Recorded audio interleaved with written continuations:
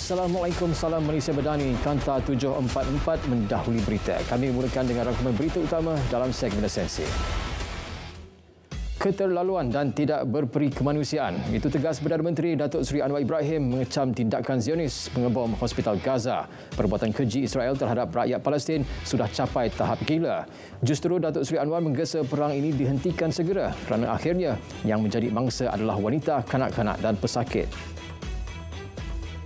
Isu tata kelola dan tadbir urus menjadi keutamaan negara sebelum memutuskan untuk menambah baik sektor pencukaian negara. Menurut Perdana Menteri, ia penting bagi memastikan tiada isu ketirisan, penyelewengan dana negara dan rasuah.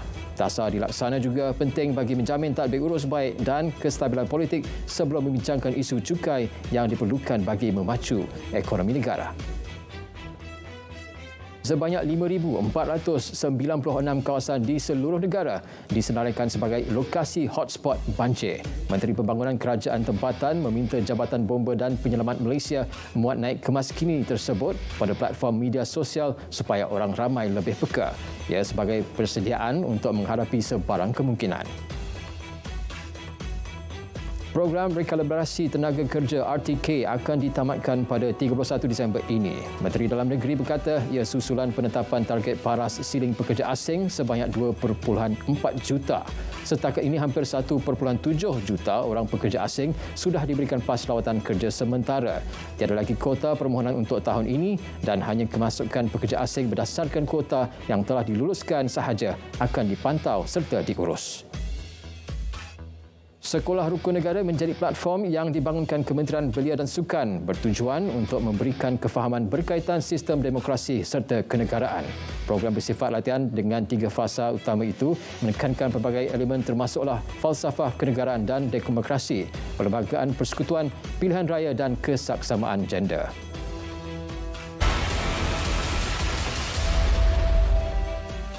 Seorang lelaki warga Rohingya maut ditikam lebih 40 kali termasuk di bahagian dada dan perut. Kejadian berlaku di sebuah rumah di Kampung Melo Lama, Kota Baru.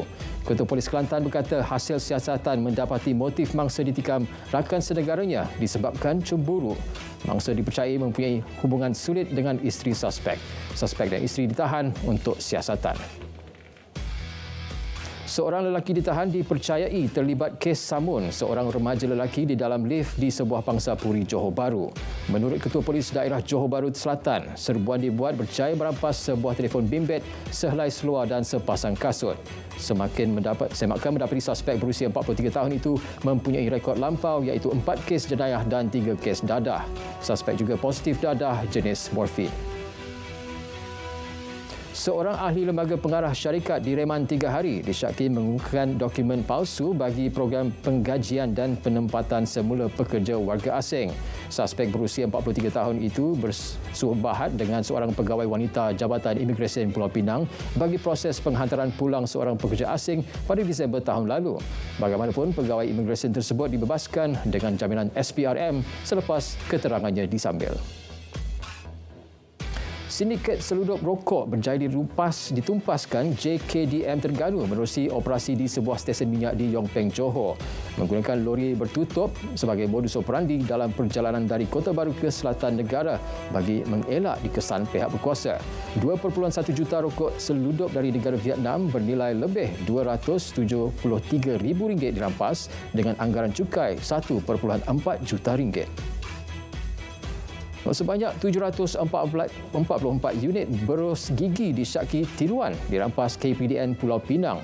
Kesemua barangan tersebut serta beberapa dokumen perniagaan lain disita dengan nilai rampasan keseluruhan dianggarkan bernilai RM855.60.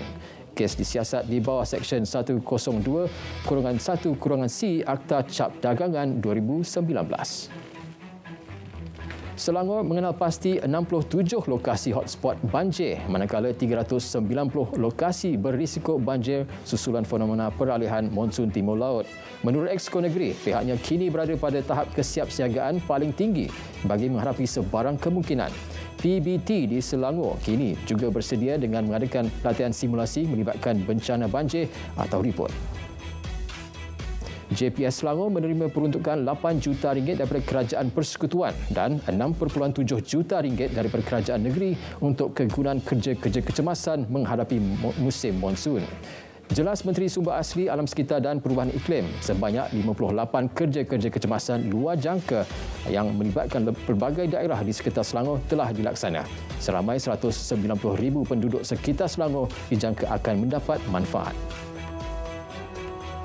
RM5 juta diperuntuk Kerajaan Persekutuan melalui Jabatan Pengairan dan Saliran JPS bagi melaksana 101 projek kecemasan di Negeri Sembilan. 42 daripadanya telah siap dilaksana, 22 dalam pembinaan dan 37 projek yang akan bermula dalam waktu terdekat.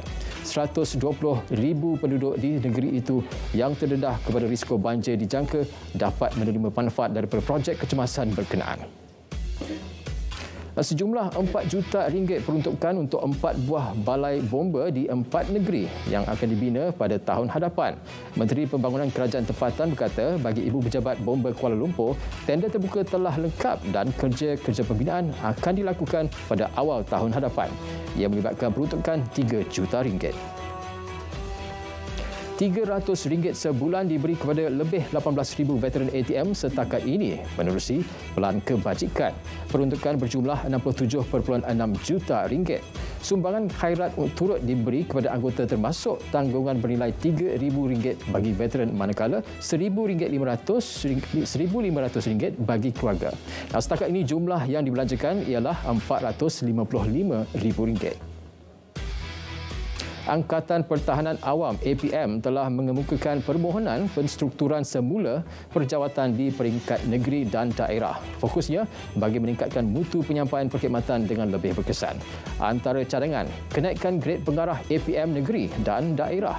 Ini merupakan usaha menaik taraf perkhidmatan APM dari segi jumlah anggota, logistik serta allowance anggota sukarelawan.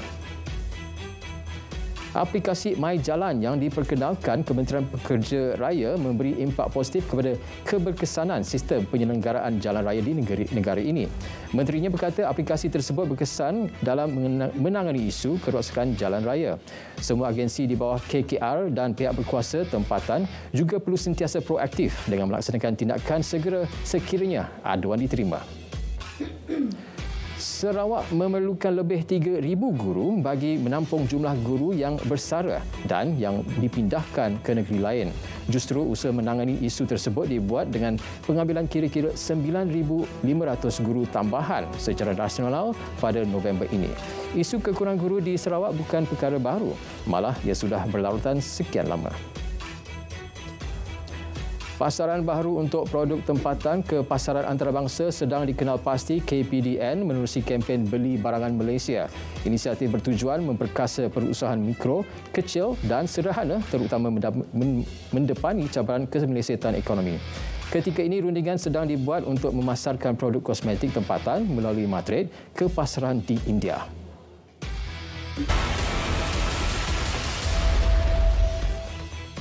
Bank Pembangunan Malaysia Berhad memperuntukkan sehingga RM7.3 bilion pembiayaan disasarkan bagi projek pembangunan berimpak tinggi. Peruntukan belanjawan 2024 itu akan disalurkan melalui 8 skim strategik. Daripada jumlah itu, RM2 bilion diperuntukkan kepada skim pembangunan madani MDS. MDS menyediakan modul impak untuk sektor disasarkan dalam RM ke-12 dan rangka kerja ekonomi madani. Kementerian Pelaburan, Perdagangan dan Industri memerlukan masa 6 bulan untuk mengkaji kaedah pencasan bateri motosikal elektrik sebelum dilancarkan. Kajian tersebut kini di peringkat rundingan bersama pihak berkepentingan. Antara aspek yang diambil kira termasuk keselamatan penggunaannya dan infrastruktur yang bersesuaian. Langkah tersebut bagi meningkatkan potensi pasar EV terutamanya dalam segmen motosikal di negara ini. Perak bakal menerima pelaburan bernilai RM2 bilion dari China melalui MOU yang ditandatangani dengan syarikat Sinopont Ever Thriving. Menurut Menteri Besar Perak, pelaburan itu akan mengukuhkan ekosistem industri pembuatan panel solar di Malaysia, khususnya di wilayah utara Malaysia.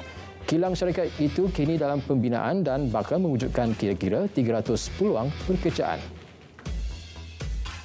Digital Nasional Berhad, Telekom Malaysia Berhad dan ZTE Malaysia Corporation Sendirian Berhad membuka gabungan strategik bagi memperkenalkan ujian langsung 5G terpantas di dunia dengan kelajuan 28 gigabit sesaat. Pengenalan teknologi itu akan mengubah lanskap digital negara selain menetapkan standard global baru dalam komunikasi tanpa wayar.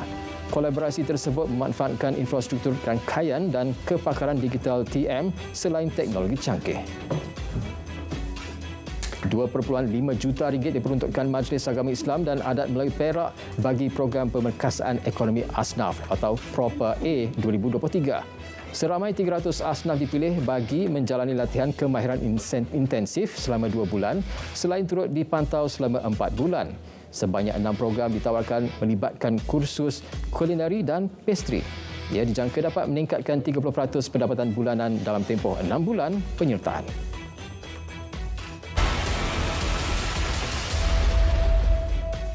Sekurang-kurangnya 500 rakyat Palestin terbunuh selepas sebuah hospital di Gaza dibedil tentera rejim malam tadi. Dan seperti biasa, tentera negara haram Israel cuba tuding jari dan menyalahkan kumpulan bersenjata Palestin atas serangan tersebut. Serangan dibuat beberapa jam sebelum Presiden Amerika Syarikat Joe Biden tiba di Asia Barat sebagai usaha meredakan ketegangan. Dalam pada itu, Kementerian Kesihatan Gaza memberitahu ke fasiliti kesihatan yang diserang ialah Hospital Ahli Arab yang terletak di tengah semenanjung. Pihak berkuasa mendakwa terdapat ratusan lagi mangsa masih terperangkap di sebalik runtuhan. Mereka menyifatkan serangan terbabit sebagai jenayah peperangan, malah turut menafikan dakwaan rejim Zionis bahawa serangan dibuat kumpulan bersenjata Palestin. Presiden Palestin menyelar tindakan keji rejim Zionis mengebom hospital dan menyatakan ia sebagai jenayah perang dan pembunuhan beramai-ramai. Tegasnya, tindakan itu sama sekali tidak boleh diterima akal dan boleh dipertanggungjawabkan. Beliau turut mengesahkan pihaknya dengan Mesir dan Jordan bersetuju membatalkan sidang kemuncak melibatkan 4 negara bersama Presiden Amerika Syarikat. Cukuplah dan hentikan pembunuhan beramai-ramai terhadap rakyat Palestin. Demikian gesaan Duta Palestin ke PBB kepada Presiden Amerika Syarikat Joe Biden untuk memberitahu sekutunya Israel. Beliau juga menegaskan agar laluan bantuan kemanusiaan dibuka segera selain jangan membiarkan 2 juta rakyat Palestin lari ke Jordan bagi mendapatkan perlindungan. Bagi menoktahkan konflik berterusan ini, satu proses perlu dibuat bagi menghentikan penjajahan Zionis di Palestin seperti disepakati antarabangsa berhubung solusi 2 negara. Sidang tergempur Majlis Keselamatan PBB digesa diadakan segera susulan serangan hospital terbabit. Usul dikemuka Rusia dan Emirat Arab Bersatu. Menurut Duta Rusia ke PBB, mereka mencarakan mesyuarat bersidang seawal hari ini. Dalam sidang semalam, Majlis Keselamatan PBB menolak resolusi PBB yang mahu mengecam keganasan di Asia Barat. Majlis itu bagaimanapun merancang untuk mengundi syur Brazil yang hanya memberi kecaman kepada kumpulan bersenjata bukan Yahudi. Perbuatan keji penjajah Zionis turut menerima kecaman hebat masyarakat antarabangsa. Di New York, ratusan pelajar protes di hadapan Kolej Brooklyn sebagai sokongan kepada rakyat Palestin. Salah seorang pelajar memberitahu tidak kira sama ada anda Muslim atau Yahudi, perbuatan terkutuk Zionis tetap salah jika dibuat kepada mana-mana bangsa. Malah katanya konflik ini tidak ada kaitan dengan isu perkauman kerana ia penjajahan Israel ke atas Palestin.